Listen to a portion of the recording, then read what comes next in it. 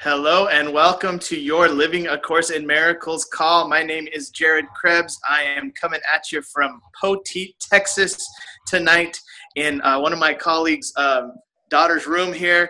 That's where they put me because I needed a place to do this call. And I'm super excited to talk to you about the last half of chapter 9 of the lifetimes when Jesus and Buddha knew each other. And I think that's all I got to say to start the call. That's what we're going to do. We have great people on this call from all different time zones, many different countries. And so we want to hear from you. Where are you calling in from? And why are you excited about today's call? Who wants to go first? Well, I'm Langdon Tompkins. I'm in France and it's Saturday morning, 2 o'clock. And I'm excited because we're on to, healing. Yeah. I'll just leave it at that, I think, because it's a big subject. So, healing. Phenomenal. Nice haircut too, Langy. Yeah, it needed doing, didn't it? Looks good. Always needs doing. All right. Who's next? Yeah, well, I'll join Langdon then, because I'm also in France, same time zone, 2 o'clock. Still Love awake. it. Love it. I'm excited to join you in this call. Yay. Great to see you, Milna. Welcome. All right. Who's next? Christian Stanbury, Calgary, Alberta, Canada. Excited about the call because I love this book. Heck and I'm yeah. excited forgiven by Jared. Yeah, in honor of Nathan. Yeah, Nathan, we forgive you for missing the call, for not being able to be here to forgive us. Yes, sir. Awesome. Great to see you. Love the hat. Poker hat. Yes, sir. Beautiful. All right. Who's next? I am Viola, and I am in Salt Lake City, Utah. And I'm excited to be on the call because this was a really good chapter on healing and dying and all of that stuff. So, and I love being with y'all. So I'm excited for the call. Love it. I love your backdrop too. Beautiful backdrop. Thank you. Yes. Is Dad going to say a few words? He's going to be on the call? Yes, I'm on the call. I'm excited to be here on chapter 9 as well. And looking forward to all the comments from the chapter. Yes. Wonderful. Okay, then let's get right into it. So this call is about particularly the last 18 pages of chapter 9. And I'll go ahead and start by sharing my highlights. My highlights were, number one, that Gary is going to be enlightened in this lifetime and that he can accelerate the process by accelerating his forgiveness and accelerating his studies and just accelerating his focus really on the course. And that's just liberating and exciting for me, because if Gary can do it, I can do it. And that's just how I feel, like to hear someone like say that they can become enlightened, or to hear Arten and Persa say that about Gary, it just, for me, it was just like everything, it's like he's that example for us. And I don't know, it just really fired me up. So really made me even more resolute to forgive everything, and also to read my books and just to make that effort every day. That was definitely my main highlight from chapter 9. I also really like that 3-step process of when he talks about being tired. And it was like step 1, realizing you're not a body. Step 2 is, what was step 2? Help me out, guys. You would not react at all to figures in a dream you knew that you were dreaming. Okay. Step 2, realizing that or was that step 1? Oh, wait, actually, I'm looking at sickness and being tired. Yeah. So 1 is the body is outside of you and not your concern. Number 2, you would not react at all to figures in a dream you knew you were dreaming. Yes. And number 3, what you really are is totally innocent, at home in God, taken care of by Him forever. Yes. Like the next all time that. you feel tired, sick, or pain, remember these 3 ideas. That was some great stuff. I literally underlined and circled like many things on every page of the 18 pages. And I need to kind of go back over them and probably give you guys some more highlights, but I'm going from memory. My book is actually in the other room, and I was like, well, I'll just go off the top, shoot from the hip on my share. But those were the top two that really stood out to me the most. And I'm sure I'll have more if time permits. So yeah, this whole book is so amazing. I feel like I need to read it again, really. But that was my top two highlights. So who is next? Well, I can go. All right, Milna. Actually, well, I join you, Jared, because I think the most important highlight for me was about getting enlightened in this lifetime for Gary. And yes, if we do it, why can't we do it? So yes. go for it too. Heck yeah. But I actually have another part that fascinates me. It's about the different dimensions of time that he mentions and the different scenarios available depending on our choice. Oh yeah. Different choices that we can make at the level of the mind, which I think is also very important. Totally. Well, that kind of, if we forgive more, it sounds like things get better for us. Yeah. The dimension of time change. So. Yep. So that was my highlight. Well, there were a lot of things that were very interesting in yeah. Thank you, Milna. All right, who's next?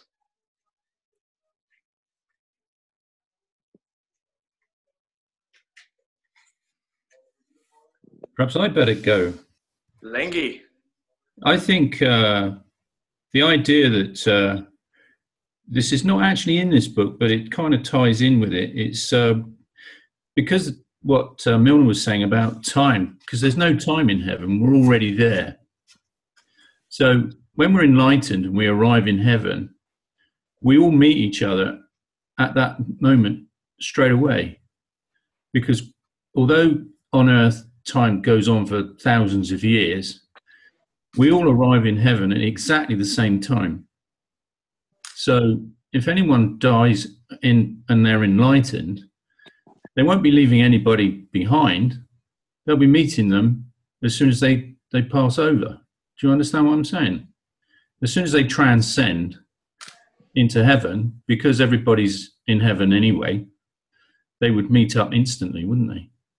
So it wouldn't be like they'd be hanging around waiting thousands of years for everybody else to show up.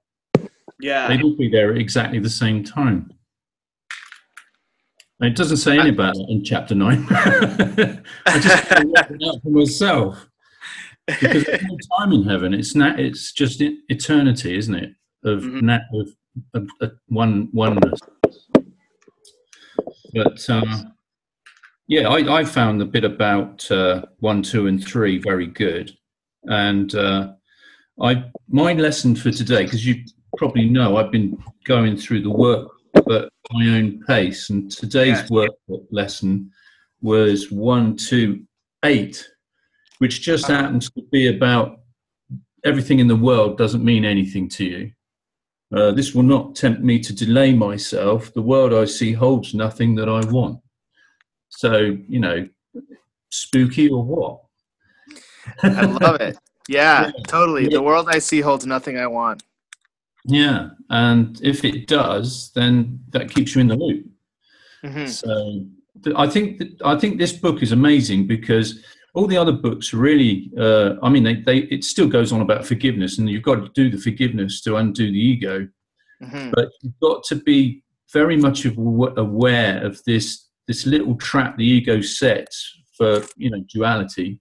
Mm-hmm. It's anything. And of course, Siddhartha, when he was doing his stuff, when he left the palace, he was wandering around teaching. And then he was doing really, really, really, really well. And then suddenly found out he didn't know where he was. And then and of course, then that became more important than anything. Yeah. And he was back in the loop. And so anything can trip you up. Christian and me were talking about a friend of his who's been studying A Course in Miracles for 10 years, and his one sort of thing that keeps him in the loop is his son, because the relationship between his son and himself is very, very strong. Now, the Course isn't saying that you ignore people and dismiss them or shun them. You just look at them differently.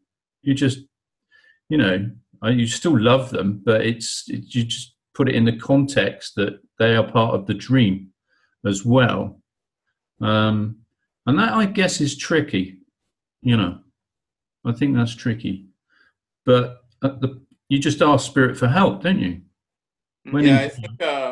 I think it's a combination of things, because I kind of was in that state I was mentioning to Langy the other day. I kind of was in what I thought was a holy instant, and I think it comes from commitment, willingness, practicing forgiveness. I've been reading the Course. I think that's an essential ingredient to why I experienced that, was that I've been reading the Course every day, at least 2 or 3 pages or whatever, right? At least 3 or 4, because it's just kind of reactivating that thought system, and I'm remembering it. And I was in a state that just, it didn't exclude anybody, for one. And why wouldn't I want to react with love, regardless of what people may appear to be saying or doing? It's not personal. Yeah. And the senses lie, and that only the truth is true. It's this whole thought system, and I was able to kind of just be loving, because why wouldn't I? And it was just another way of seeing, and almost every paragraph in the Course is about that. It was really cool. That is cool. Mm-hmm. I think this book's amazing. I've read it 3 times, and I still think it's amazing. Yeah.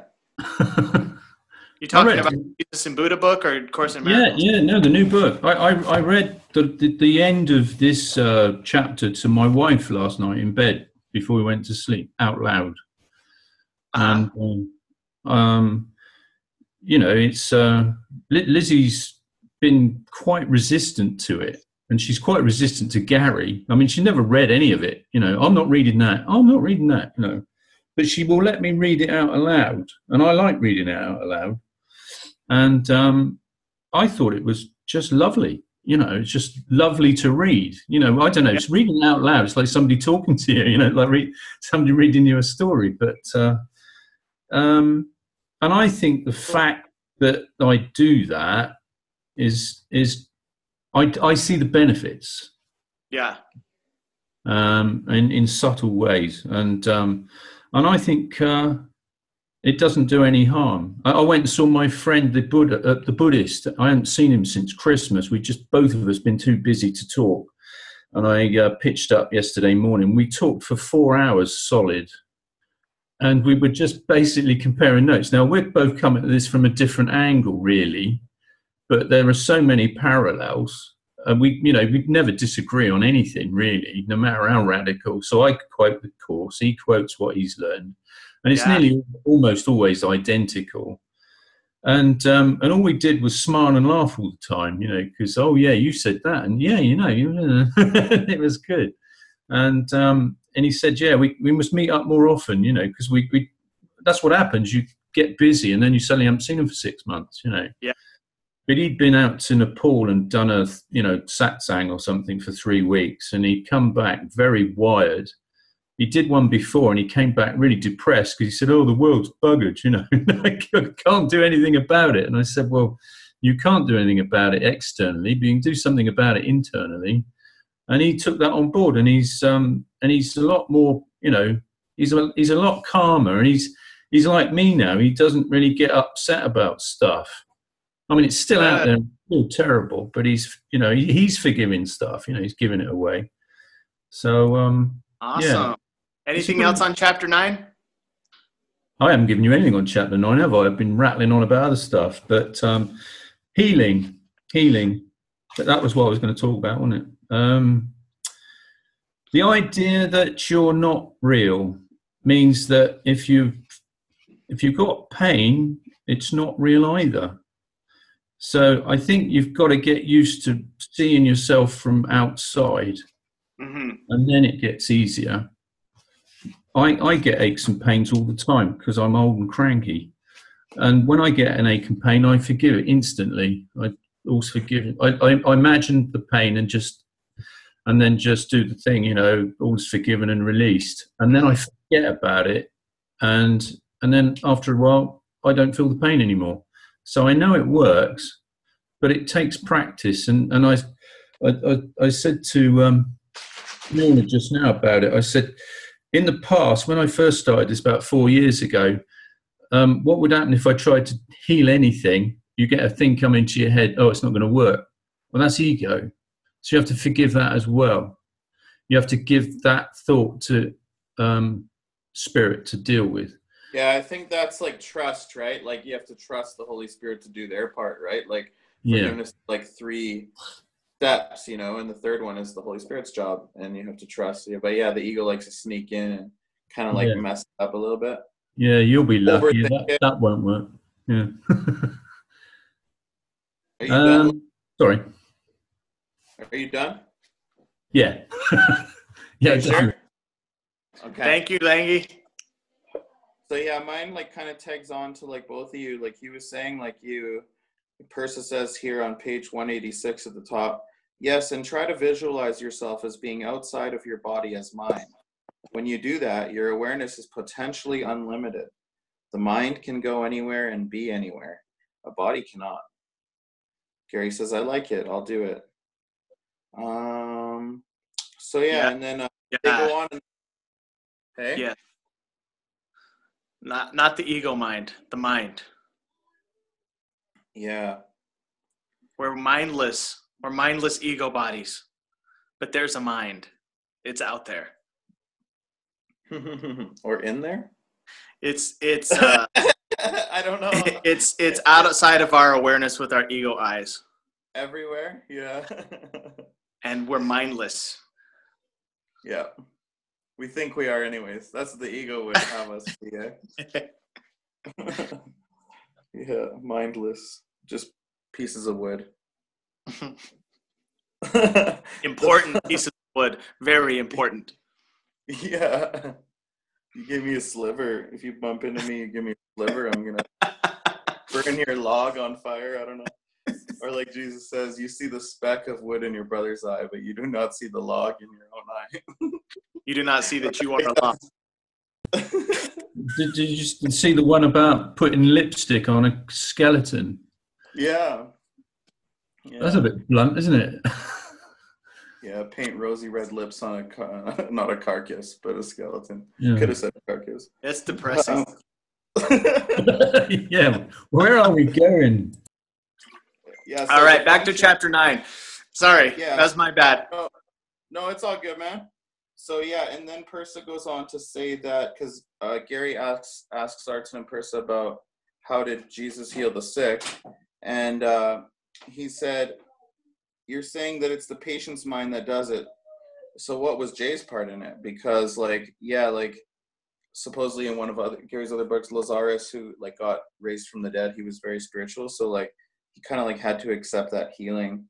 And anyways, if anybody wants to review, like it's they read like the section from the Manual for Teachers called "The Function of the Teacher of God," the second and third paragraph, and it's really cool. Just like like explaining how just like the mere presence of a teacher of God, and how like basically like it's not your words or actions that matter as much as the content, and that the teacher of God does not even once consider the form of the sickness in which their brother believes. Yeah. So yeah, really cool stuff. Remember that part. Awesome. Thank you, Christian. You too. All right, Mom and Dad. Highlights from chapter 9. Okay, so I like what everybody said. I used to think on the lines of Langy when I went through my first set of chemo, I was like, wow, it wasn't even that bad. Like the course must be like making sense and doing all this. But now with the second round of the chemo. I don't know what happened to my mind. But so it's been like excruciating pain. And, you know, no matter, I don't know if you vacillate back and forth, and you can pat yourself on the back and say, I've arrived, I've arrived to where I can control my pain. I mean, kudos to you. I would really, really like to get there again. And right now I'm saying that because I'm really obviously in pain. So, and it, what another eye-opener for me was where Gary talked about Trump and said, you know, it's a sick world, obviously, because he didn't say the name Trump, but I'm assuming that's who he's talking about. And he said it's the hardest part. It's the people that actually voted for him. It's sick, and it tells me we're a sick country. So basically everything in the world, nothing in the world works. And you just have to forgive it and just work on that. Yeah, 100%.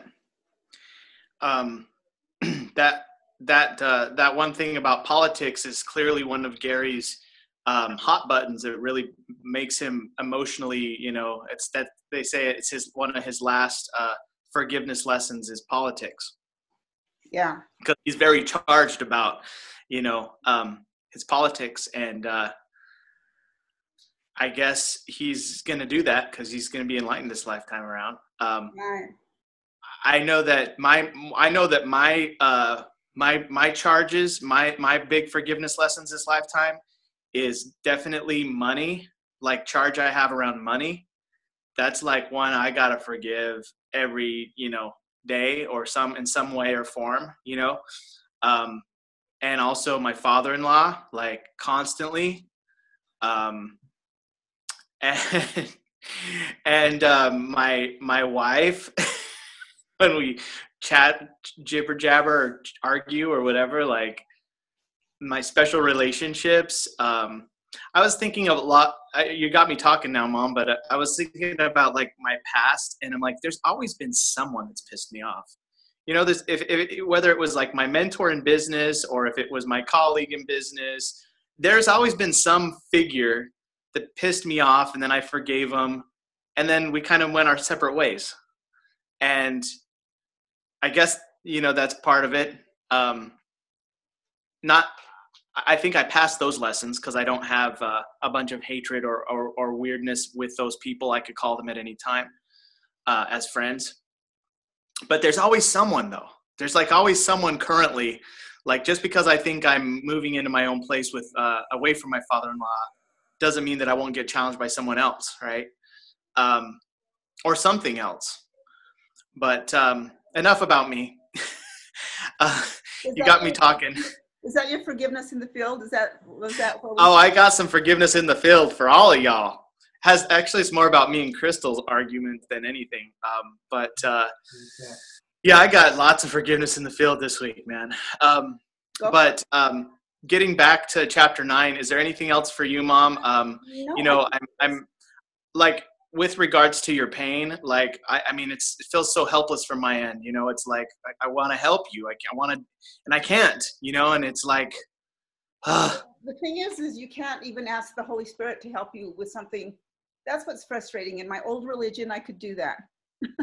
But I can't even ask him to help me with the pain here. All I can ask for is help my mind and help me look at it the right way and think about it the right way, and I'm not a body and all this. Do you ask to forgive the pain? Do you try and forgive the pain, but it doesn't make the pain go away, so. This time around it's been really rough for the last week. Yeah. Really rough. Just like, man, how can we like get rid of this pain? Well, right at the moment, now that we're talking, it's gone. Are you serious? Yeah, I mean, it's like probably a 1. It's a 1 or a 2, which it's been like an 8 or a 9. So it's wow. So I know, you know, talking about it and like refreshing my memory, but I mean, I used to think this, like Langy was saying, I think I've like since I'm doing the course, it wasn't that bad last time. It's like, what happened? I'm always leaving it in the Holy Spirit's hands. Mm-hmm. I think that's my biggest challenge in this life, is what I'm going through right now. Yeah. Because obviously I had a really good life, and I still do, but it's just a lot. Yeah, it's a lot right now. Well, I know that you're forgiving everything right now as regards to the pain, and maybe this is like one of your final forgiveness lessons. This could be one of those ones you forgive and you don't have to reincarnate no more. And I'd be happy to hear that, Mom, because that way we wouldn't have another lifetime together, because you'd be enlightened and you wouldn't have to come back, and I'd be happy as hell for you and about that. So, but right now, I guess if we have to keep doing Course in Miracles Zoom calls to help your pain go down to a 1, then we're just gonna do a 24-hour Zoom call. I have a job right now. We'll get you all on shifts. You'll have an hour with Christian. You'll have an hour with Milna. You'll have an hour with Langy. I need the healing too. I'm gonna cancel my surgery and say I'm just doing Zoom calls with friends. Oh man. But thank you, Mom. Thank you for your honesty. Thank you for sharing where you're at. And we're definitely believing in forgiveness and having this clear for you, because I still can. Yep. Dad. No, I didn't get through the chapter, so I don't have anything to add. Sorry. Okay. Catch up for the next time. Been kind of a crazy week. Yeah. Forgiveness in the field. All right. Well, I'll start the forgiveness in the field. We have 30 minutes, so not that we need that much time, but we have how many people? 1, 2, 3, 4, 5, 6. We have 6 people, so each person gets 5 minutes. If you need 5 minutes, you don't need to use the whole 5 minutes if you don't need to, but I will start with my forgiveness in the field. So I've had a lot of forgiveness this week. It's been kind of like one of those weeks where I've needed to forgive a lot of stuff. So the thing today was, like, me and Crystal were like just getting ready for the day, and we just started arguing about like the fact that her parents didn't ask for my help to move, and she felt like I should have known to offer. And I felt like, well, if they really wanted me to help, they should have asked and communicated, but she felt like I should just know that. And so literally, like, we started off like happy, we had plans for the day, we were gonna do some stuff, to like arguing about what we felt like was the more right way to be, basically. And like, I couldn't stop myself. Like I'm like clearly not enlightened. Okay, because like I couldn't stop it. Like I got upset. I like walked out of the room. I just like, our plans were canceled. And we had to basically spend the next hour like talking to each other about just trying to like get peace back, in that way. And eventually I was able to kind of stop myself and catch my ego reactions, but it was kind of already too late, like it took too long. It took like 30 minutes basically for me to kind of stop myself. And then she was also having an ego reaction. So our two egos were like really kind of strengthening each other, strengthening that we're bodies, and it's like, eventually though, we both were able to apologize and take responsibility for our contribution to the madness and move on. And it took that whole process of like upset, building it up, and then tearing it back down and being peaceful. It took about an hour. And it was like all the productivity of my day was like pretty much gone from my afternoon. So it sucked, and And it just taught me that I'm not there yet. Like I'm not enlightened enough to be able to catch my ego and like stop it right away and just let it roll off my back. Especially with my special relationship with Crystal, that again, I have to make that choice to choose to make it into a holy relationship, right? In the holy instant. I will give myself a little credit though, because, you know, an upset like this in the old days probably could have been turned into a day. It could have taken a day for us instead of an hour, maybe even a couple days of fights or whatever. I don't know. But like, sorry, I just got a phone call. Can you guys hear me okay? Yep. Okay, so basically, I keep getting a phone call from the same person. I'll call her back. But yeah, so that's what I had. There was other forgiveness opportunities with my father-in-law this week. I got through those pretty good. I'm just continuing to look at him as not a body, as not a personality, but more as Christ, as perfect spirit, perfect oneness, perfect love. Really being like looking at him, like almost forcing myself to think that way, because my ego definitely wants to go crazy and create us as bodies, and it's all just a joke, you know? So he's definitely, I'm very thankful to him so that I can learn and grow through this. And, you know, he has been my father-in-law for 4 different lifetimes. So I know that this is like, I gotta pass the test. You've been his father-in-law too. And I've been his father-in-law too. So I'm sure I wasn't pleasant as a father-in-law. Yeah. Just keep forgiving with the Holy Spirit, and just remember also that readiness does not imply mastery. Yeah. Ooh. Oh. Okay. Thank you. So thank you, Christian, and thank you for your feedback. That's what I got, guys. And then of course my mom. Everything feeling helpless with my mom's pain. You know, that's a different slow burn. Not sure quite how to handle that, but just to send love and think forgiveness. But it sucks. So there you go. Lots of stuff there. Big week.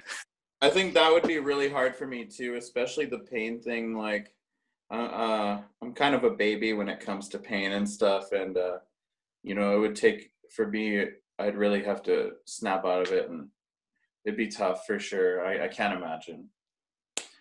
And yeah, so sorry about that, and hopefully no, go ahead, man. Take it from here. I've gone like 5 minutes. I used all my time. So yeah, forgiveness in the field for you.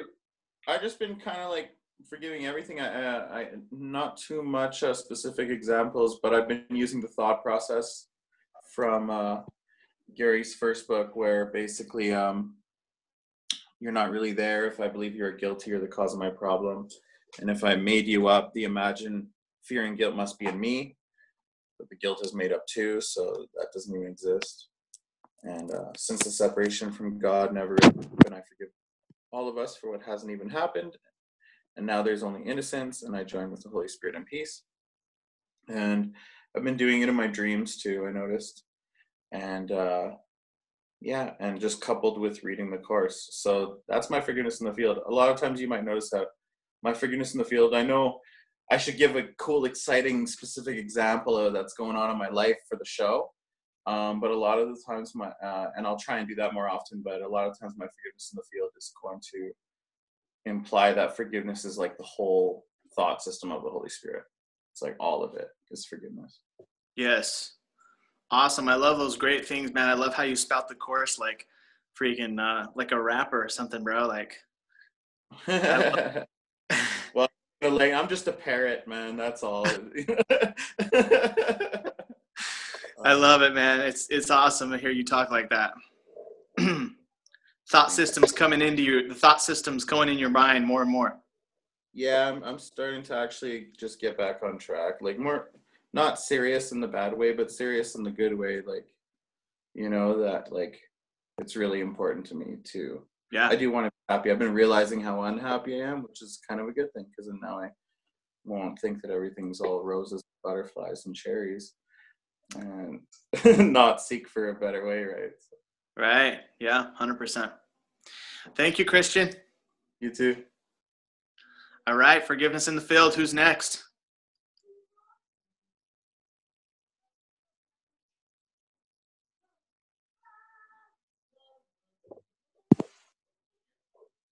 We got. It'll have to be Milner because I haven't really got anything to forgive. I know that sounds smug, but I'm just having a ball at the moment. Well, good for you, Langy. Yeah, it's smug, isn't it? I mean, it's smug, and I'm sorry, but I have to rack my brains. So, yeah, it'll have to be Milner. Sorry. You know what? Gary says celebrate. Isn't that in chapter 9? Is like celebrate. That's right, bro. Celebrate, man. Like when things are going good, freak yeah, dude. More power to you. I've had days like that this week too. But yeah, man, when you have a bunch of days in a row like that, yeah, rock and roll. All right, who's next? And you don't know what tomorrow brings. So right. Yeah, I actually have had 2 this week. One was my back because I carried a small table wrongly, so I blocked my back. So I practiced what we just talked about in chapter 9. Mm-hmm. I tried to do that. It's going a little bit better, but I mean, I still feel the pain. So whenever I feel the pain, I try to practice what was described in chapter 9. So that was one of my forgiveness. Oh, yeah. Well, nothing really bad. But so it was like the 3 steps. Is that what you said? Like exactly. You're not a body, and that you're dreaming, and that you're perfectly home in God. Exactly. And that the pain is actually coming from your mind, not your body. It's your mind that is. Now, is the pain coming from the ego mind or the big mind? The ego mind. The ego mind. The pain is coming from the ego mind, not the big mind. Yes. Because it's like you think you're a body. Yeah, exactly. But you're not. So I wish I could be like Jesus and go through all the stuff he went through and not feel any of that pain. I'm really not even close to being enlightened. It just reminds me that I got a lot of work to do. I'm sorry, Milna, I didn't mean to take away your... That's okay. But it's right. Yeah, it's the ego mind. Ego mind projecting the idea that it's our body that's in pain. Yeah. Now, is there just one ego mind ultimately, and we all think we're separate ego minds? Yes. Yeah. Yep. Yeah, one ego appearing as many. Exactly. Yeah. And the purpose of the pain is to distract us from the mind, the decision-making mind. It's made to distract us, firmly root us further into the experience of the body and the dream. That's right. Sometimes I think I should have never started the course because then I wouldn't have had all this pain. It's just to distract me. It's there to distract me. It's just my sick mind. Oh boy, Milna. Anything else, Milna? Well, I actually have a new neighbor living downstairs because I live in an apartment. So she's living on the ground floor, or maybe that's the first floor for the American people. Yeah, you call that the first floor. The English call it the ground floor, I think. Is that right? Yeah, we have the first floor is the next one up. Yeah, exactly. So, well, actually, I have someone living underneath my apartment, a new person, a young girl. And, well, she's been kind of loud. Oh, shoot. Late at night. So that's it's a forgiveness opportunity because, well, it's realizing that it's not coming from her, but I'm projecting her and seeing her. Yeah. It reminds me of a story, if you guys don't mind, about Helen Schuckman. She was very, very busy, and some of you might know this story, and she usually slept from like midnight to like 5 a.m., and right at midnight there would be the lady in the upstairs apartment that loved to put on her heels and walk really loud, and this is before Helen even started scribing the course. Oh, really? And Helen imagined like a string of yarn between her, because she said she's walking on my head, and so she imagined like a string of yarn between her head and the woman's shoes, and then one day she decided to cut the string of yarn with scissors, and then that's when it all stopped. I guess when she realized, I don't understand the symbology perfectly, but I think maybe by her cutting the string of yarn, she kind of like joined with the woman in a way, and then so that was kind of like forgiveness, I guess, and that's what stopped it. Yeah. So my question is this, and I thank you for sharing that story, Christian. That's a really cool story. My question is this: can you forgive the girl and still like ask her to be quiet, like call her or knock on the door and be like, Yeah, I think so. If you ask her in a correct way already, but still keep in mind that she's your projection, actually. oh, okay, yeah. Next question. Can you forgive the girl and call the cops on her? It depends how bad it gets. Just questions. Just questions. Hello, officer. I think you still need to keep on forgiving it. Yeah, for sure. Forgiveness is the key there. Yeah. Thank you for sharing, though, Milna. I'll keep you posted. Okay, keep us posted. It's awesome. I think you have to give it a while just to see what happens. Yeah, definitely. I think you'd be surprised. Yeah, exactly. It's an interesting situation just to test and see. I mean, you might bump into her tomorrow and she might say, "Oh, I get in late. Does it bother you?" And then you say, "Well, actually, it does a little bit." And then you're friends, and then she doesn't do it again, or whatever. Weird stuff happens like that. Yeah, absolutely. Or she moves out. Yeah, I think in some ways, I seem to have reached a point where I've gone through the hump. Ashley, my Buddhist friend, and me, the thing we both agreed on that last year was tough, and we were both struggling up this hill, and we were both having a lot of trouble with the ego. And round about Christmas time, we seemed to get over the top. I'm not saying the ego's gone away, because I had some forgiveness opportunities last week and the week before, but they were only one on each week, really. But my mind has never been so peaceful as it is now. Neither has his. I think we all go through this tough period, and then I think, in a sense, you're all beating yourself up, thinking you're not working hard enough. In some ways, you might be working too hard. You're trying too hard to be enlightened. I think enlightenment comes when it's time. Yeah. You know what I mean? The fact, Jared, that you said that you identified all the problems that the ego's throwing at you, well, the fact that you can identify them means that you're thinking with a spirit, because you wouldn't have known that was what was happening to you before. Oh, 100%. Yeah, definitely progress. So the fact that you're able to, even if it took you an hour, you said it took you a day or maybe 2 days before, that's real progress, Yeah. For sure. Some people are in the divorce courts before they know it, so. Right. And the money thing, I can relate to that. Last year, I could not get a job for love nor money. The harder I tried, it just wasn't happening. Mm-hmm. And then I came to the conclusion that, most of the last 4 years, I seemed to be on a path which just seemed to be focused on the course. So I thought, well, maybe that's what I'm supposed to be doing. Yeah. So that's what I did. And now I've got plenty of money coming in. Well, not plenty, but enough. I'm not exactly, I was going down the tubes, quite frankly, round about Christmas time. It was dire. But now it's not. I even had a cheque for £164 come through the letterbox yesterday from Lloyd's Bank, because they reckon they owed it to me for PPI. So Good. money's just dropping out the sky. Well, little bits of money. So Good. That's it, really. I think you are doing great. Everybody is. That's what's so encouraging for me.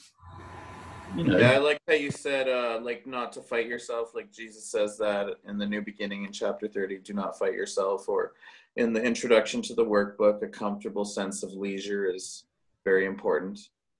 Yeah. Yeah. Thanks, guys. Thanks for your encouragement. Yeah. You better get back to your party, Jared. Right. Well, we got my mom and dad's forgiveness in the field still. Okay. Randy, Yes. Randy has one. I think my forgiveness in the field is dealing with the insurance companies for Viola's health is just, hasn't been the smoothest. So I hate to see that kind of stress put on Viola. Me being an optimist at heart, I know it always gets taken care of. But then when you can see and feel the stress that it adds to what's going on with Viola, it's not a good thing. So You have to forgive it. I forgive it. Yeah, but they're. Thank you for sharing that. It's great that you're able to forgive it and not be bitter about it or whatever. Well, no, because bitter does not solve. Yeah. At all. So it's almost a game that they have their they're trying to do their best, and they're working with different hospitals and clinics and doctors that, that don't always give them the information they need, and it's just dragged on a little too long, but it will get taken care of one way or another. Yes. Well, you guys already heard all my forgiveness lessons, mostly kind of geared around the ego body's pain and all the forgiveness that I've had to really focus hard on. And I think I don't have any one thing, but it's just been one big thing. Yeah. The thing that I'm really gaining from our conversation right now is seeing that we all have the same goal. Or Christian, help me out with the course termage, where we all have the same termage. We all have the same need to forgive, the same need for enlightenment, the same interests. I think that's the word, common interests. Yeah, not seeing as your interests as separate from another, or there's another word in there too that I can't really it's like I've been reading the course in chapter 20, and that's that one of the words is like you see the common interest. So instead of seeing someone as a body and then seeing how you're separate, you see how you have a common interest. And really the true common interest is the need to forgive, and the need for atonement, and the need for peace, and the need for, I think Ken Wapnick said in one of his videos that we're all in these ego bodies and we're all pretty fearful most of the time. And just the commonality, I guess, between the people in this group, but then that's gonna bleed into everywhere. Like I'm gonna go back into this event I'm at right now, and I'm going to probably see the commonality more because of this call, and I'll see that even though I don't have Course in Miracles in common with my friends out there, so. That's really awesome, bro. Make this year different by making it all the same and seeing the commonality that we indeed are all the same, and we all have the same split mind. We all have an ego, which we choose most of the time, unfortunately, but we also have the Holy Spirit. Unfortunately, that's reminds us of what's true forever and invulnerable. Yeah, nothing real can be threatened, and then we use the mind to choose between those two. Yep. And we're going to keep doing it, and we're going to keep doing it, and we're going to keep doing it till we disappear. Yeah. That's right. Can I get some muscles, everybody? Fam. Can I get some muscles, fam? Can I get some muscles? Forgiveness muscles, yeah. Okay, well, I think that does it for everybody here. Also, next week is our last chapter. So chapter 10 is I think it's 12 pages or 15 pages or something. So we'll talk about chapter 10. And then the week after that, we're going to have Gary Renard himself on the call. So that's going to be freaking rock star. I don't know what we're going to study next because we didn't end up having our session with Gary. He wasn't feeling well on Wednesday when we were supposed to. So we're trying to reschedule with him for next week. So I'll let y'all know if I know before, then, but I'm sure we'll know pretty soon what we're going to study next. And whatever it is, I'm sure it's going to be pretty similar to what we're doing now. So forgiving and forgiveness in the field and reading good stuff or listening to good stuff. But all right. Book? Cindy Renard's book? Oh, ooh. Course in health and wellness, right? Course in Yeah, health. I don't know if I should have said that. You know what? That's actually a really good idea because I've wanted to read that book and I just don't read unless it's like this book club or Course in Miracles. That's like the two things I read. It's a powerful book, dude. Her Course in health and wellness. Maybe that's where we go. You know? I've read the book. Remember, Crystal gave me hers. Yeah. And then I read it and gave it back to her, and then I took it away. Oh, she hasn't read it. She hasn't taken mine and read it, so don't feel bad. But awesome. Her books, like I just want to quickly throw it out there, but Cindy's book almost intimidates me like as much as the course did for a while. It's like it's just so straight up, lays it right out there. It's like these are things that I'm showing you that can help, and you can do it or not.